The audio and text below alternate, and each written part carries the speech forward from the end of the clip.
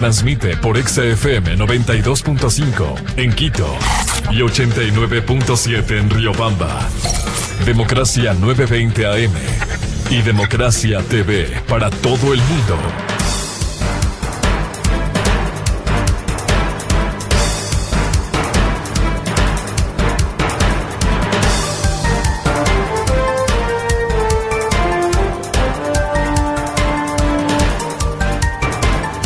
Ocho, 18 minutos en el territorio continental ecuatoriano, buscando la verdad en la revista de Opinión Democracia. Antes de dar paso a nuestros siguientes invitados, queremos dar a conocer un tweet que hace el portal digital La República, un respetable medio, que dice: atención, cerca de la medianoche de este domingo, el gobierno ha anunciado que Carlos Pareja Yanuseli, Capaya, asistirá en las próximas horas a la Comisión de Fiscalización a contar todo lo que sabe sobre el caso PetroChina. Bueno, a agarrarse de la banca, el correísmo, porque Pareja Yanuseli fue alto ejecutivo del sector petrolero durante el correísmo, que tiene condenas por más de 30 años, penas acumuladas, y que hoy, según se anuncia, va a cantar respecto de estos hechos.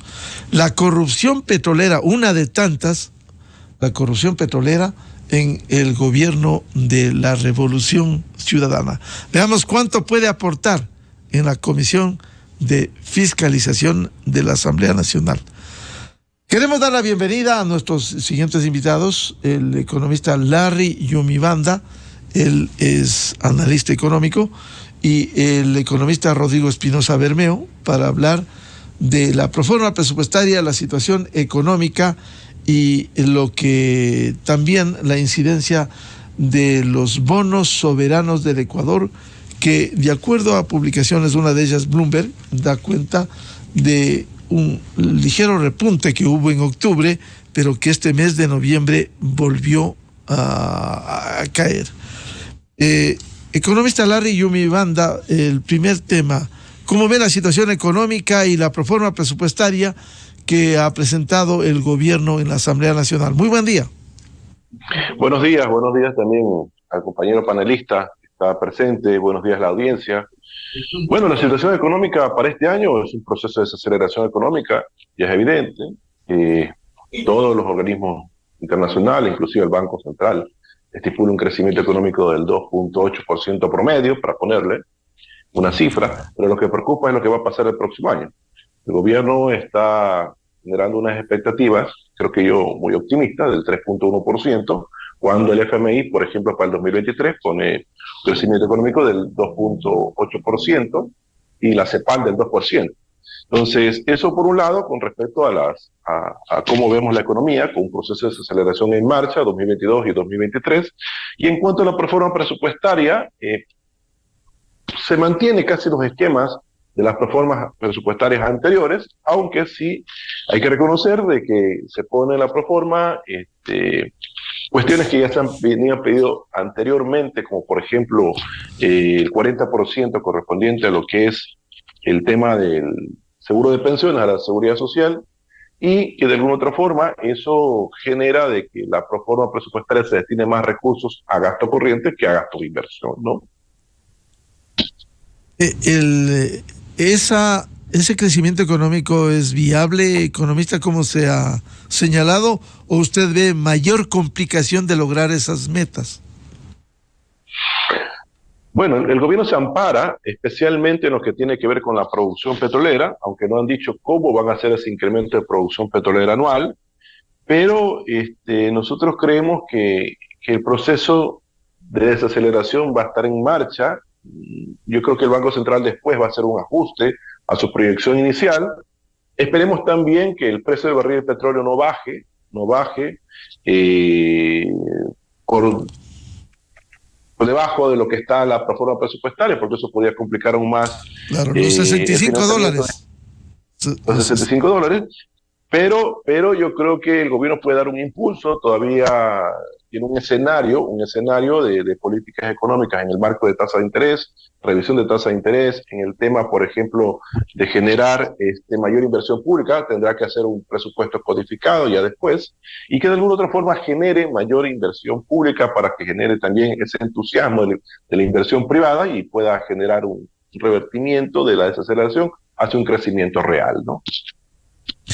Bienvenido al economista Rodrigo Espinosa Bermeo. Economista Espinosa, ¿cómo ve la situación económica este último trimestre y las proyecciones con la proforma presupuestaria para el 2023? Muy buen día. Muy buenos días, Miguel. Muchísimas gracias. Y saludos a Larry.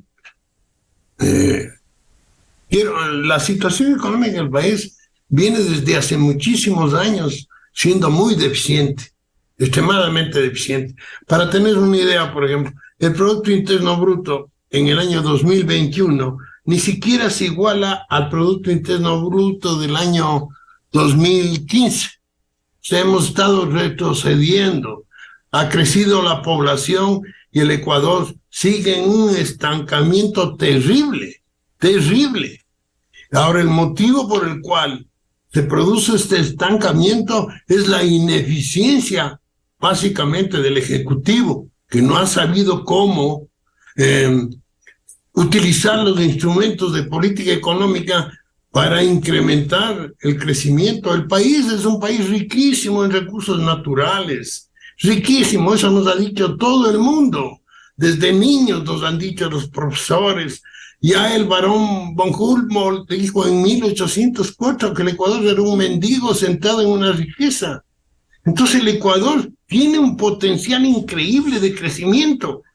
Ya vimos en la década del 70 que apareció el petróleo y el Ecuador creció al 25%, al 8%, al 7%. Hubo un empuje terrible del crecimiento económico y estamos ahora preocupados. El objetivo del gobierno económico parece que es el déficit fiscal, las cuentas fiscales, y no los hace bien, porque lo más importante de las cuentas fiscales es revisar los gastos que son innecesarios, que haya montones de gastos innecesarios, y lo que está haciendo es cada vez logrando más tributos de la clase media, que en esta situación de no crecimiento se está ahogando. Por eso es que el Ecuador no crece.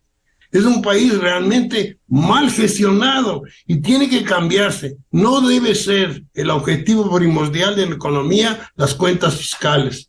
Yo estoy muy contento. He escuchado en la mañana en Ecuavisa una entrevista a Fernando Santos y claramente un tipo formado, un tipo con conocimientos, que es lo que necesita el gobierno, dice qué es lo que se debe hacer en Petroecuador y lo dice muy abiertamente. Yo no me prestaré para firmar la entrega de recepción de Coca-Cola Sinclair, así me saquen. Eso es lo que necesita el gobierno, gente de ese nivel que le ayuden. Que ¿cómo es posible que se dediquen tanto tiempo a discutir solamente el superávit y déficit fiscal, solamente desde el punto de vista de los ingresos, y no analicen los gastos? Ya ha hecho esfuerzos importantes del país y tenemos hasta julio un superávit. Ya déjense de esas cosas. No puede ser que la inversión pública sea menor. La inversión pública en el año 2021 fue menor a todos los años desde el año 2012.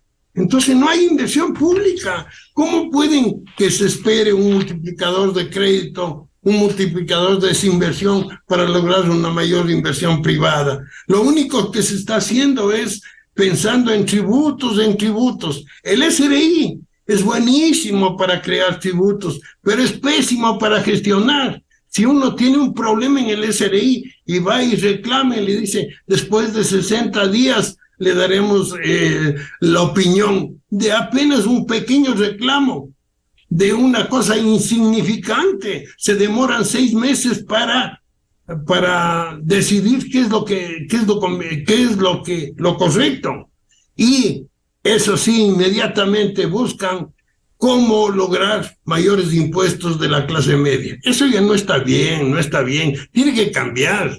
La parte fiscal del gobierno tiene que cambiar. Ya son muchos años que nos está imponiendo un crecimiento muy débil por dedicarse a algo que ni siquiera puede resolverlo. Lo ha resuelto a lo macho, o sea, reduciendo el ingreso ha subido y el déficit ha bajado, pero ha bajado el déficit no porque se han estudiado bien los gastos. Entonces ese es un problema, Miguel. El país no puede permitirse que siga manejando la macroeconomía como se está manejando. No es posible, no es posible. Economista Rodrigo Espinosa, como hoy bien señala Diario El Universo, dice proforma presupuestaria 2023 optimista en ingresos y corta en gastos. Y ahí recoge también el anuncio del ministro de Energía, Fernando Santos, que producir 515,000 barriles de petróleo será difícil. Como era la pregunta que decía el economista Yumi Banda respecto de la producción petrolera, economista Espinosa.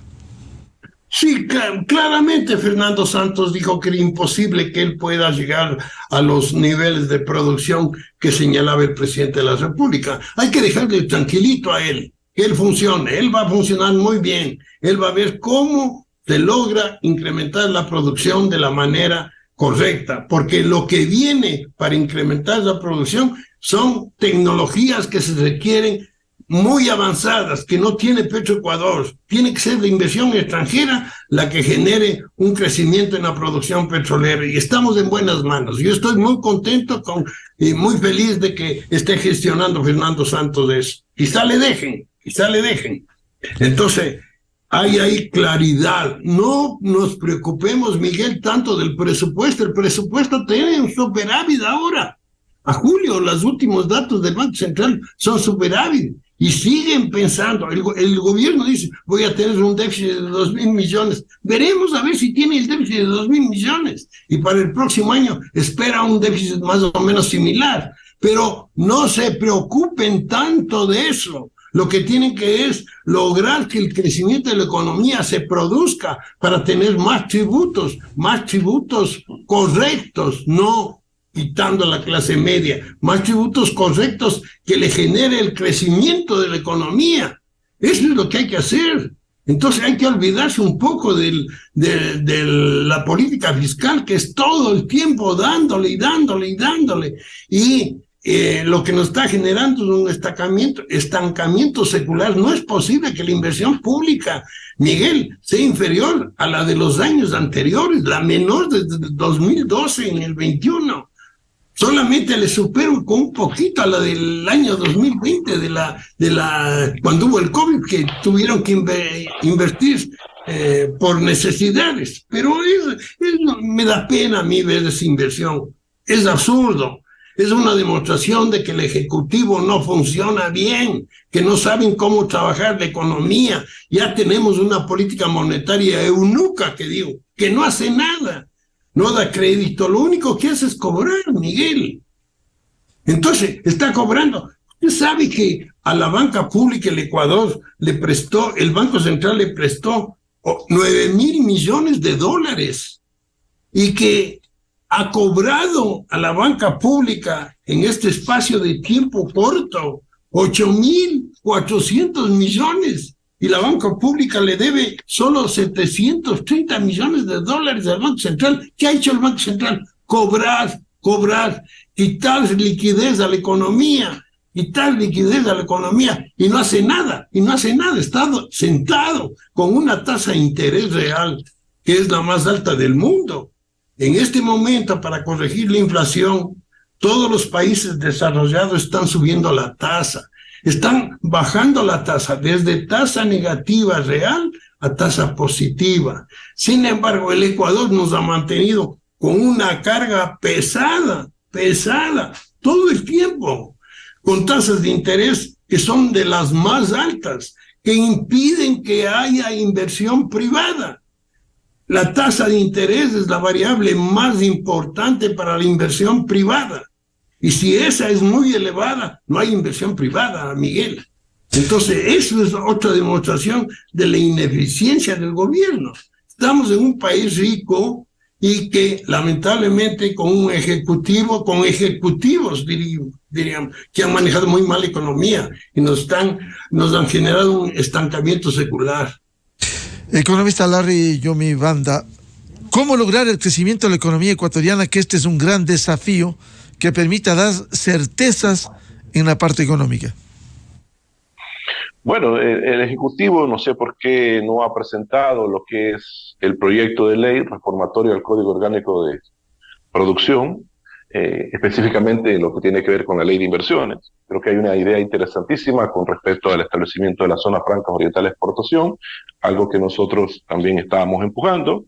No entendemos por qué el gobierno no ha hecho una transparencia total de Petroecuador, una de las instituciones menos transparentes del país. Se manejan miles y miles de millones de dólares. Esperemos que el actual ministro haga ese proceso. ¿Para qué? Para que posteriormente pueda hacer un proceso de capitalización de esta empresa, en conjunto con una alianza público-privada, se pueda generar de alguna otra forma incremento en la producción petrolera en el largo plazo. No entendemos por qué el gobierno no ha bajado las tasas de interés. Creemos que las tasas de interés son sumamente elevadas, lo acaba de decir el compañero y colega Rodrigo, tasas de interés de microcrédito del 22%. Si queremos realmente fortalecer las pymes, tenemos que pasar de las microempresas a las pequeñas empresas, y un paso de eso yo creo que es la revisión de tasa de interés.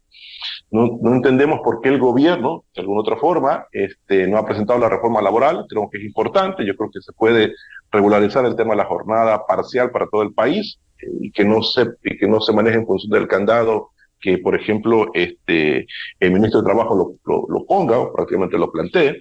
No entendemos por qué el gobierno sigue gastando de forma ineficiente su presupuesto. Hay una cifra que a nosotros nos parece exorbitante. Por ejemplo, el Ministerio de Trabajo se le estima más de 35 millones de dólares de presupuesto adicional. No entendemos por qué, no sé cuáles son las inversiones que quiere hacer el Ministerio de Trabajo, por qué a la Corte Constitucional se le incrementa el presupuesto, por qué a la Superintendencia de Compañías también se le incrementa más de 10 millones de presupuesto, y así hay una lista larga, por ejemplo, de recursos que a nuestro juicio no tienen nada que ver, y más bien se recortan presupuestos, por ejemplo, la policía, se recorta presupuestos de 300 millones de dólares en equipos médicos, se recorta, por ejemplo, presupuestos al Ministerio de Educación. O sea, creemos que tiene que haber algún tipo de revisión, pero eso lo vamos a ver ya después de que pase este proceso por la Asamblea Nacional, cuando el gobierno haga los ajustes en el presupuesto codificado, que tiene para variar hacia arriba o hacia abajo de un 5%, pero son decisiones que el gobierno tiene que tomar, tiene que darle impulso a la economía, tiene que generar mayor inversión pública. El plan anual de inversiones de 1.800 millones es sumamente bajo para que generar ese crecimiento económico optimista que tiene el gobierno de cara al próximo año del 3.1%. El tema del empleo, por lo tanto, no va a generar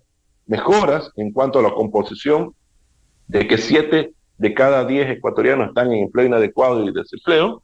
Entonces son cuestiones que el gobierno tiene que darle mayor dinamismo, y que lastimosamente se ha quedado estancado y que nos lleva a un decenio perdido prácticamente, del 2015 al 2025, con tasas de crecimiento que estarían por debajo del 1%, y eso sí es lamentable para el Ecuador. Economista Rodrigo Espinosa, ¿qué debiera hacerse para que haya un mejor crecimiento de la economía ecuatoriana en estas condiciones? Mire, para darle una cifra, estamos hablando de la formación bruta de capital fijo en el Ecuador, que es la inversión. En el año 2014 fue de 18.000 millones de dólares, 18.600 millones de dólares. En el año 21 fue de 13.900. Mire esa caída de la inversión. Y si yo le voy a mencionar, tengo aquí la cifra desde el 2012, miles de millones, 16.000 en el 2012, 18.000 en 13, 19.000 en el 14, 17.000 en el 15, 16.000 en el 16, 17.000 en el 17, 17.000 en el 18, 16.000 en el 19, 13.000 en el 20 y 14.000 en el 21. ¿Cómo puede que eso qué es gestión del gobierno?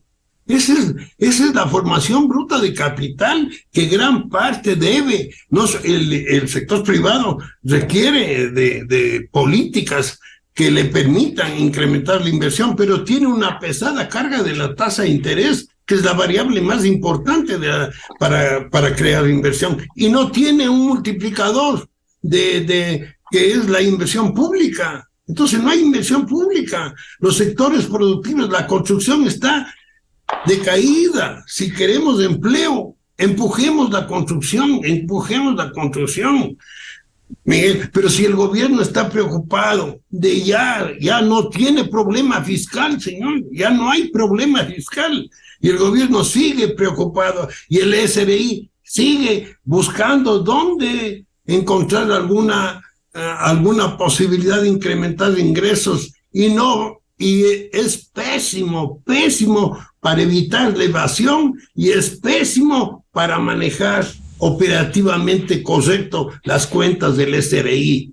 Por eso es que yo conozco recién una persona discapacitada de la tercera edad, le dice que no puede recuperar los pocos ingresos que gasta en IVA por ser jubilado, porque simplemente no ha declarado todavía el impuesto patrimonial, cuando saben que ni siquiera tiene empleo, que no tiene recursos.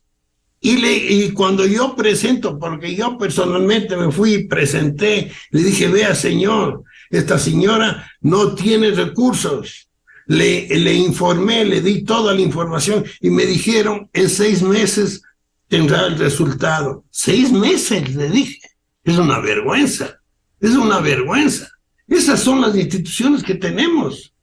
Entonces, ¿cómo podemos lograr que este país despierte? Yo estoy muy feliz de que se haya designado de ministro de Recursos a Fernando Santos. Él sabe cómo hacer el incremento de la producción. Él ha dicho que lo primero que va a hacer es que los balances de Petroecuador, con una auditoría externa, porque aquí no saben, con una auditoría externa se logre los balances y se tenga la información total, pero no quieren los balances porque es una institución que ha sido corrompida. De ahí ha venido la corrupción terrible. El BID hizo un análisis, dijo que en corrupción se nos ha ido 70,000 millones de dólares, 40,000 millones por sobreprecios y 30,000 por ineficiencia en los proyectos que financiaron. O sea, Miguel, estamos hablando de más o menos 5,000 millones anuales que se va en corrupción, que es más o menos la quinta parte del presupuesto general del Estado. ¿Cómo es posible que no, y todavía no seguimos con problemas de ataque a la corrupción? No estamos con problemas, es ineficiencia del país. El país tiene que ser más eficiente, tiene que buscar realmente las mejores personas que le permitan realmente levantar a este muerto, porque está muerto el Ecuador. Tiene la gran ventaja de contar con un buen ministro de Recursos y con un excelente funcionario que está manejando la banca pública, que lo primero que hizo es banca de segundo piso, para que todo el riesgo cubra la banca privada. Pero le sigue en el Ecuador, por ejemplo, a los 30 días recién los bancos ponen como que es vencida la operación. Entonces estamos ayudando a que los balances sean falsos, si a los 30 días van a contabilizar. Eso sí les permite, y les permite una tasa de interés extremadamente elevada. Este es un problema, esto va a haber una explosión social. No podemos permitir que el Ecuador viva con cada vez menor clase media porque va a la pobreza. Tenemos más de 5 millones de ecuatorianos que están en pobreza, que hacen lo imposible para comer una vez al día. Entonces, ayudemos. El gobierno tiene posibilidades. El Ecuador es un país riquísimo y el Ecuador bien trabajado, inmediatamente puede tener niveles de crecimiento del 5, del 6, del 7. Eso es lo que tuvimos en la década de los 70. Llegamos a crecer en el 25%, en el 8, en el 9, en el 10%.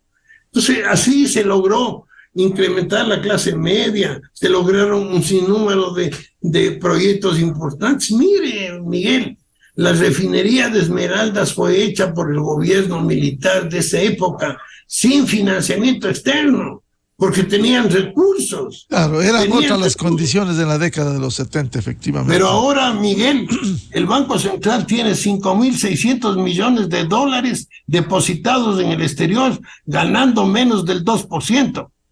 5.600 millones. Economista Larry Yumibanda, quisiera un comentario respecto del tema de los bonos del Ecuador. El ministro de Finanzas anunció la recompra de bonos, sin embargo, el precio de los bonos ecuatorianos ha retrocedido luego de su recuperación en octubre, tras el anuncio del presidente Lasso de la recompra de la deuda. En noviembre ha repuntado esto, según indicadores de referencia de Bloomberg, como publica el sábado último Diario Expreso. ¿Qué piensa que está pasando con los bonos del Ecuador? A ver, todo proceso de recompra siempre va a ser positivo. Eso va a permitir ahorro en cuestiones de amortización y de interés con respecto a la carga pesada que tenemos en cuanto a la deuda, que son de aproximadamente 70.000 millones de dólares, si sumamos toda la deuda y los pasivos por parte del gobierno. Ahora, ¿tiene recursos para hacerlo? Lo acabó de decir Rodrigo. Sí lo tiene una reserva internacional por aproximadamente casi 9.000 millones de dólares. Pero el tema es, bueno, hacemos ese proceso de recompra. Obviamente eso va a generar incertidumbre en el mercado de capitales. Vemos que solo con el anuncio, por ejemplo, los bonos de alguna otra forma cayeron, pero otra vez volvieron a subir, y ahora como se va acercando el proceso, porque lo van a hacer este mes, vuelven a bajar, y eso es una señal que, por ejemplo, puede ser un proceso de recompra exitoso. Pero ¿a costa de qué? A costa de que la economía, por ejemplo, no se puede recuperar, que es necesario entregar los recursos, especialmente para lo que es inversión pública. Algo que, por ejemplo, no va a pasar en lo que va del año y en lo que va del próximo año. Entonces, por eso digo, todo proceso es interesante, pero siempre y cuando la economía marche bien, se recupere el empleo, se recupere el consumo, el sector privado invierta, que el sector de la agricultura se recupere, que el sector de la construcción se recupere, que la propia industria se recupere, porque todo el sector industrial prácticamente ha venido un proceso de aceleración. Entonces, eso es nuestra perspectiva. Yo creo que el gobierno tendrá que tomar una decisión, pero creo que ya la tiene tomada, el proceso de recompra. Yo creo que va a generar algunos ahorros para el país, ¿no?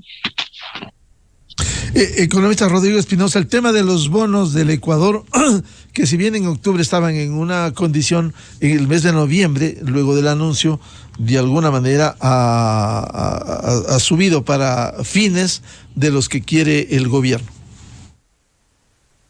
Sí, en realidad el riesgo país, que es lo mismo que está señalando usted, porque es al revés. El riesgo país ha bajado sustancialmente, estamos en 1.488 millones, eso quiere decir que nuestros papeles están mucho mejores de lo que eran hace pocos días. Por ejemplo, el 13 de octubre estaba en 1.945 el riesgo país, ha bajado más de casi 500 Así es. puntos. Entonces, pero ¿qué mide el riesgo país? Eso lo que mide es la capacidad que tiene el país de cubrir sus obligaciones. Entonces, el riesgo país, esta gente está pensando, ¿cómo es posible que el Ecuador, más del 73% de los intereses que paga el gobierno, pague al exterior y apenas unos 20 y pico % pague a deuda interna? ¿Por qué? ¿Por qué? ¿Por qué no utiliza deuda interna para cubrir obligaciones? Deuda interna que se quede en el país los intereses, no que salgan al exterior. Aquí se hablaba de que la utilización del crédito del Banco Central iba a afectar la dolarización. ¡Tamaña mentira! El presidente Correa utilizó 9.000 millones de crédito para darle a la banca pública y no pasó nada con la dolarización. Como no pasa nada en los bancos que usan la plata de los clientes para dar crédito. ¿Por qué hay una diferencia con el Banco Central del Ecuador? ¿Por qué quieren tener ese colchón ahí guardado increíblemente? Y yo lamento mucho que el Fondo Monetario Internacional no apoye para que parte de esas reservas monetarias internacionales se utilicen, por ejemplo, para cubrir la deuda al IES. ¿Qué es lo que haría eso? Si yo le doy un crédito al gobierno de 5.000 millones de dólares, el gobierno recibe ese crédito, le entrega al IES, el IES deposita en el Banco Central y solamente cuando el IES va a utilizar, se va a usar las reservas monetarias internacionales. Pero yo le obligaría al IES, usted no puede usar libremente esa plata, así como el Fondo Monetario condiciona al Ecuador para el uso de los recursos, así también yo le voy a condicionar a usted, y es para que utilice los recursos que están cubriendo el pago de obligaciones, porque no es posible que el IES, al igual que el Petroecuador, no cuente con balances, que esté lleno de un gentío. No hay una auditoría de procesos, no se ha hecho un análisis de la gestión, así como Fernando Santos dice que requiere una auditoría externa para lograr los balances. Igualmente se debe contratar una auditoría externa para analizar la gestión y los balances del IES. Ya hemos hablado tanto aquí, se hacen un montón de estudios para ver el déficit del IES, y se tiene muy buenos ecuatorianos, han hecho el trabajo cuantitativo de ver cuánto es el déficit, pero lo que se necesita es trabajo cualitativo para analizar los procesos, así como necesitamos trabajo cualitativo para despertarle al Ministerio de Finanzas para que haga bien su trabajo y controle los gastos. Ese es trabajo cualitativo, Miguel, y en eso estamos fallando. Bien, el tema pasa por la decisión del gobierno finalmente en el tema de inversiones. Muchas gracias por el aporte en este análisis a los economistas Rodrigo Espinosa Bermeo y Larry Yumibanda respecto de la prórroga presupuestaria del 2023 y el tema económico. Muy amables, muy buen día. Gracias, buenos días, Rodrigo. Muchísimas gracias, hasta luego, Larry. Muchas gracias. 8:51 minutos en el territorio continental ecuatoriano, buscando la verdad en la revista de Opinión Democracia. Saludamos, como teníamos previsto, al señor ministro de Economía y Finanzas, Pablo Arosemena, para hablar precisamente de la proforma presupuestaria con un ingrediente. Hemos leído, hemos escuchado opiniones en la revista de Opinión Democracia. También hoy diario El Universo publica en Enfoque Fiscal que hay una proforma optimista en ingresos y corta en gastos, que hay una caída de la inversión. ¿Qué explica el señor ministro Arosemena? Muy buen día. Muy buenos días, un saludo cordial